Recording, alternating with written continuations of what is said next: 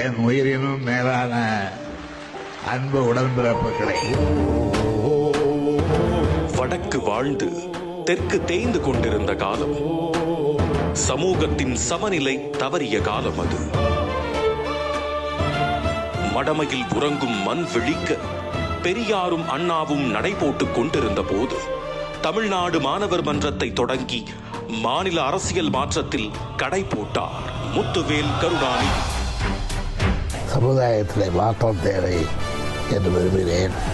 அதை ஓரளவு வெற்றிகரமாக நிறைவேற்றிவிட்டேன் என்று பொழுது நம்புகிறேன்.